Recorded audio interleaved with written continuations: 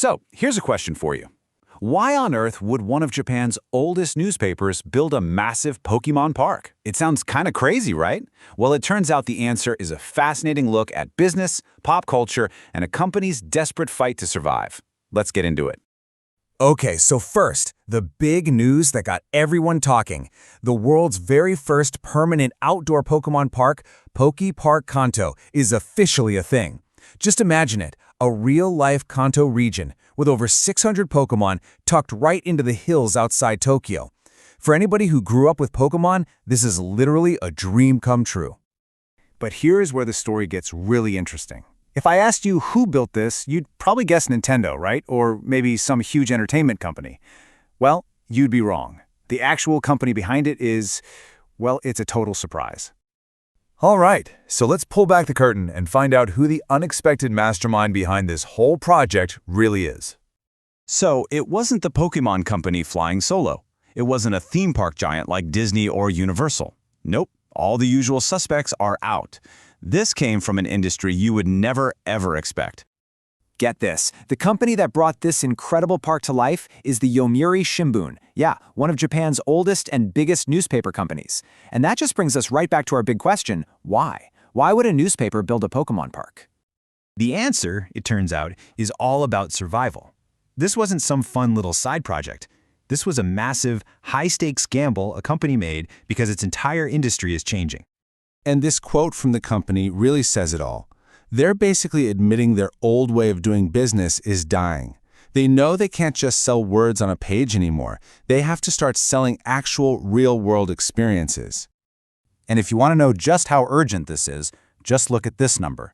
By August 2025, their newspaper circulation was down to 5.37 million. Now that still sounds like a ton of papers, but it's the direction that number is going that's absolutely terrifying for them. And this chart really puts it into perspective.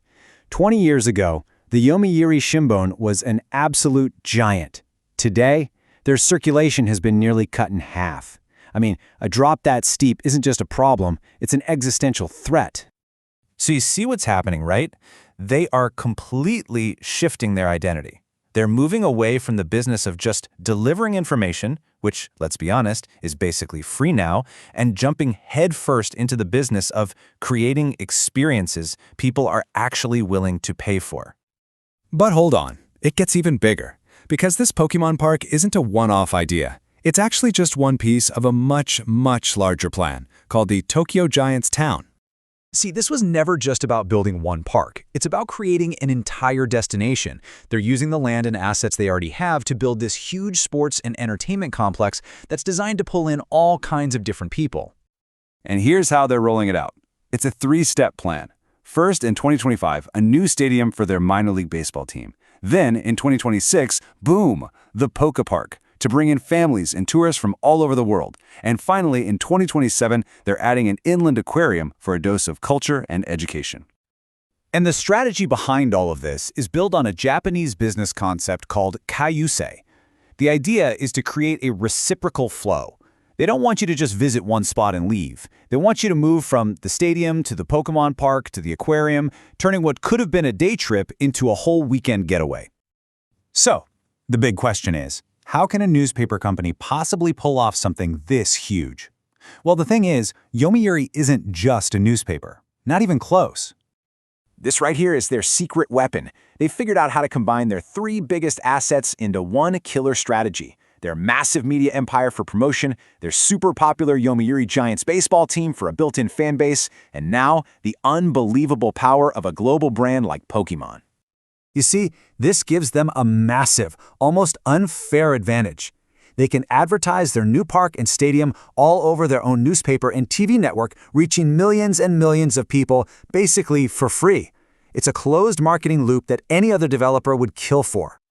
So, when you step back and look at all the pieces, you realize this isn't just about a company trying to make some extra money with a theme park. It's something much bigger. What we're watching is a bold experiment. It's one of the world's oldest media companies trying to completely reinvent itself for the 21st century. And you can bet that other old-school media companies all over the world are watching this very, very closely.